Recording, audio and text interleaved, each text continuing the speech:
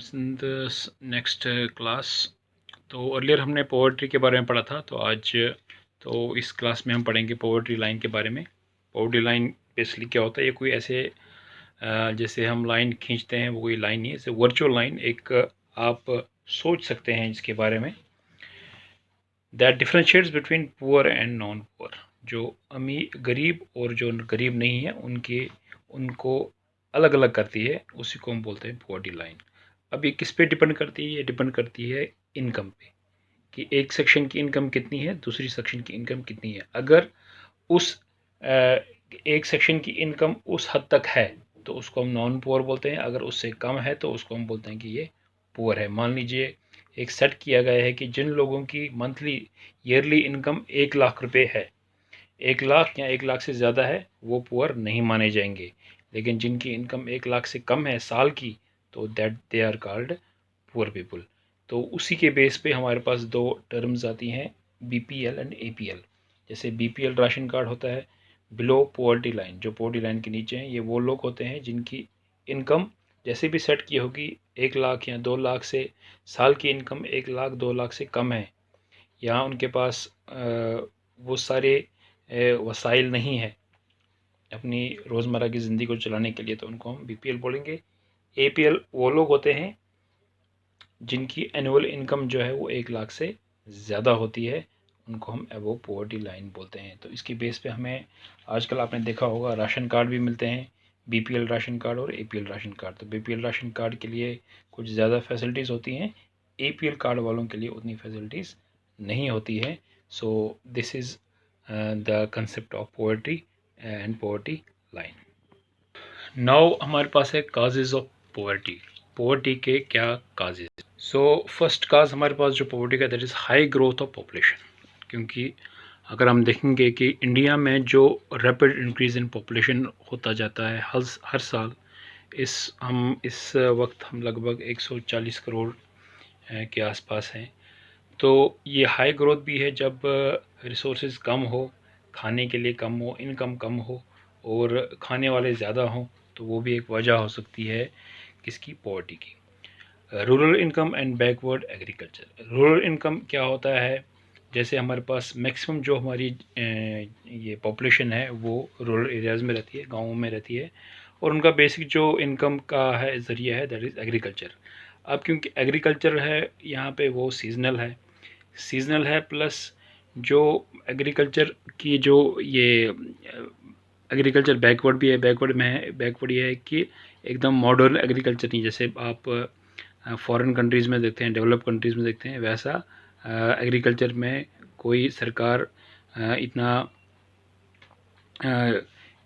Effective नहीं बना रही है एग्रीकल्चर को, उसकी वजह से भी ये पॉवर्टी है।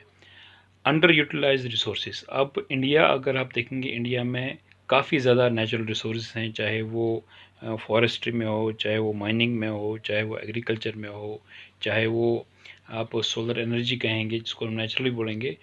रिसोर्सेज तो बहुत हैं लेकिन उसको यूटिलाइज़ नहीं कर पाते। यूटिलाइज़ करने के लिए इक्विपमेंट नहीं है, इंफ्रास्ट्रक्चर नहीं है, जिसकी वजह से पॉवर्टी आ जाती है। उसके बाद है lack of infrastructure. Lack of infrastructure आप देख सकते हैं कि वेल डेवलप्ड इंफ्रास्ट्रक्चर नहीं है कंट्री में, फैसिलिटीज़ ट्रांसपोर्टेशन नहीं है, बैंकिंग नहीं है, उतनी कुछ हद तक है, मतलब उतनी ज़्यादा विकसित नहीं है, वेयर हाउसिंग नहीं है, वाटर, पावर, हेल्थ एट्सेट्रा जो भी है डेफिसेंट है। तो उसकी ग्रोथ के लिए हमें चाहिए कि जो इंफ्रास्ट्रक्चर है, इंफ्रास्ट्रक्चर एक अहम रोल निभाता है उस चीज़ के लिए, तो वो यहाँ पे लैक है। आप देख सकते हैं कि कुछ प्राइवेट अस्पताल्स में या प्राइवेट ऑफिस में, प्राइवेट या स्कूल्स में, वहाँ पे ही फैसिलिटी हैं, मगर जो गवर्नमेंट स्कूल्स हैं वो वैसे के वैसे 100 साल पुराने, 150 साल पुराने वैसे के वैसे हैं, उनमें कोई भी ख़ास इंफ्रास्ट्रक्चर का चेंज नहीं हुआ है, जिसकी वजह से ये भी एक कारण हो सकता है पॉवर्टी का। Huge income inequalities.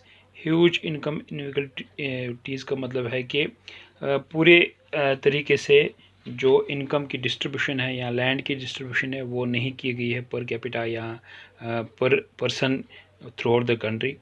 Socio culture and economic factors. Socio culture हो गया, जैसे रिलीजियस एक्टिविटीज़ जो होती हैं हमारे कंट्री पे उन पे काफ़ी ज़्यादा लोग खर्चा करते हैं, जो कि गैर ज़रूरी खर्चा लोग करते रहते हैं। काफ़ी चीज़ें वेस्टेज होती हैं, खाने पीने की चीज़ें वेस्टेज होती हैं, तो वो भी एक हो सकता है रीज़न।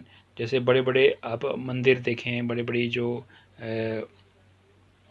ये बनाए गए हैं रिलीजियस प्लेसेस जो गए हैं, काफ़ी करोड़ों अरबों रुपयों पे खर्च किया गया है। वही चीज़ अगर आप एजुकेशन पे खर्च करते हैं तो डेफिनेटली पॉवर्टी कुछ हद तक कम हो सकती है।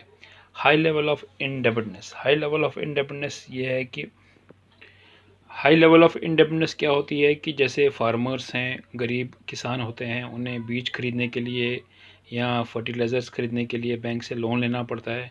कभी कभी फसलें नहीं हो पाती है उनके एक्सपेक्टेशन के हिसाब से, तो वो लोन अपना अदा नहीं कर पाते हैं, जिसकी वजह से वो इंडिपेंडेंस के शिकार हो जाते हैं। इंडिपेंडेंस के अदायगी ना अदायगी, वो अदा नहीं कर पाते हैं अपना लोन। तो कुछ जगहों पर आपने देखा होगा, जैसे आंध्र प्रदेश में जो कॉटन फार्मर्स हैं, वो काफ़ी हद तक हर साल सुसाइड भी कर लेते हैं, इसकी वजह से कि वो अपना लोन नहीं दे पाते हैं।